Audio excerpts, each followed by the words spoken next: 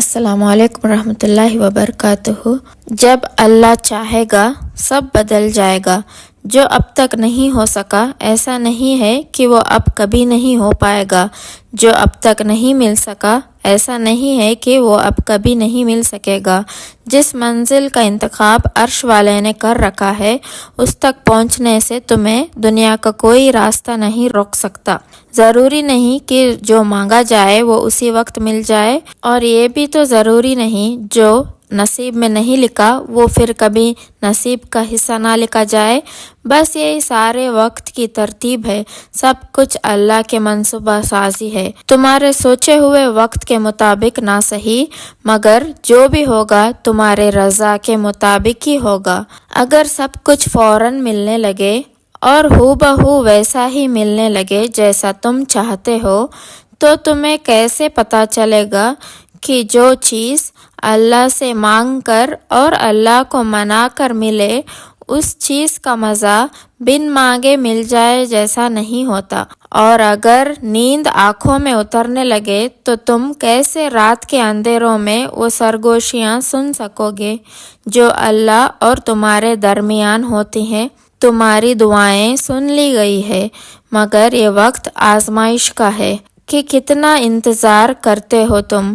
تمہارا سکون بس یہ بات خود کو سمجھا لینے میں ہے کہ جو بھی ہوا اللہ کے رضا سے ہی ہوا، اور جو بھی ہوگا اللہ کے رضا سے ہی ہوگا۔ تو اگر دل کو حقیقت میں منانا مشکل ہو گیا ہے تو اس کو منا لو جو حقیقت کو بدل سکتا ہے، اور اس کو منانے کی ایک ہی تکبیر ہے: دعا، صبر، یقین اور انتظار۔ ہر چیز کو کسی نہ کسی مقصد کے تحت تم سے وابستہ یا پھر تم سے دور کیا جاتا ہے، اور وہ مقصد تم کبھی نہیں جان سکتے۔ بس تمہیں اتنا یقین رکھنا ہے کہ وہ مقصد خدا ہے، اور وہ جو جانتا ہے وہ تم کبھی نہیں جان سکتے۔ بس مطمئن رہو کہ جس کے ہاتھ میں تمہارا نصیب ہے وہ معجزوں کا بادشاہ ہے، اور اس سے بہترین کوئی مصنف نہیں۔ وہ کہانی کا ہر رخ جب چاہے جہاں چاہے موڑ سکتا ہے، وہ نصیب کا ہر لفظ بدل سکتا ہے، اور زندگی کا ہر پہلو تمہارے چاہت کے مطابق بنا سکتا ہے۔ تم اس کے مان لو، وہ تمہاری مان جائے گا۔ تم سوچتے ہو آزمائش کا وقت بہت لمبا ہو گیا ہے، مگر در حقیقت ملاقات کا وقت بڑھا دیتا ہے۔ اللہ کو بہت پسند ہے جب تم دنیا سے نہیں اس سے مانگتے ہو، جب تم بے بسی کا رونا کائنات کے سامنے نہیں بلکہ اس کے سامنے روتے ہو، جب تم سب ختم ہونے کے بعد بھی اس یقین کے ساتھ دعا کرتے ہو کہ اس کے سوا کوئی تمہیں کچھ نہیں دے سکتا، جب تم سجدے پہ سر رکھتے ہو، جب تم سانس لیے بغیر بے ساختہ اس کا نام پکارنے لگتے ہو، تب وہ تمہیں دیکھ کر مسکراتا ہے، تب وہ تمہارے یقین کا بھرم رکھ لیتا ہے اور تمہارے مان کی لاج رکھ لیتا ہے، سارے وسوسوں کو ختم کر دیتا ہے۔ اس کے مسکراہٹ دکھائی نہیں دیتی، مگر محسوس کرو جو رگوں میں اس کی محبت کا رنگ خون کی مانی دوڑنے لگتا ہے۔ اس سے بہترین لکھائی کوئی ہو ہی نہیں سکتا۔ وہ اختیار ہونے کے باوجود نصیب کے پنوں کو اپنی چاہت سے تمہاری چاہت میں بدل دیتا ہے۔ انسان کی زندگی ایک سفر ہے، اللہ سے لے کر اللہ تک کا سفر، اور اس سفر میں انسان بہت کچھ سیکھتا ہے۔ کچھ خوبصورت چیزوں کا سامنا ہوتا ہے اور کچھ چیزیں دل کو رضا رضا کر جاتی ہے۔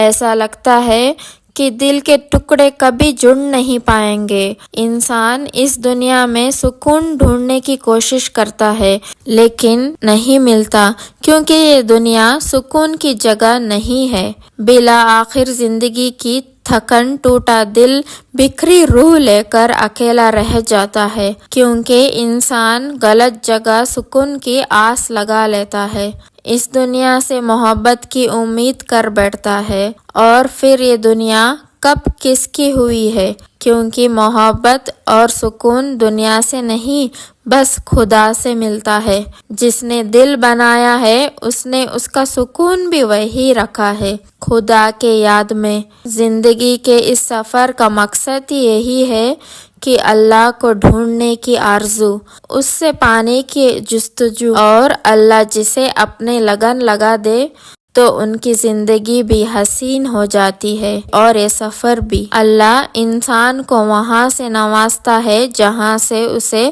توقع بھی نہیں رہتی۔ اللہ بس نیتیں دیکھتا ہے، اللہ بس یہ دیکھتا ہے کہ اس کے دل میں اللہ کے لیے محبت ہے، اور کون اس چیز کو پانے کی زیادہ شدت رکھتا ہے جو وہ اللہ سے مانگ رہا ہے۔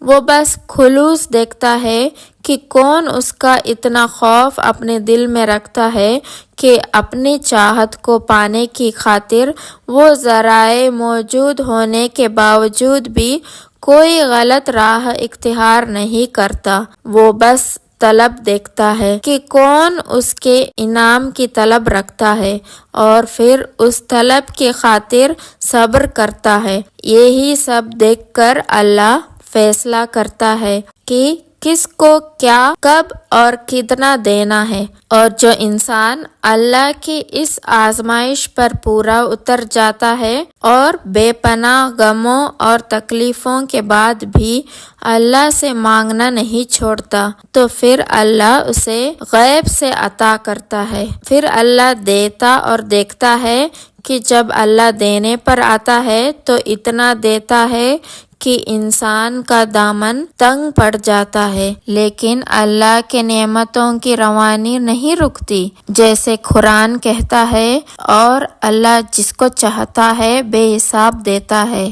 آپ کو بہت مختلف طریقوں سے آزمایا جائے گا، ان طریقوں سے جن کا آپ کا کبھی تصور بھی نہیں کر سکیں گے۔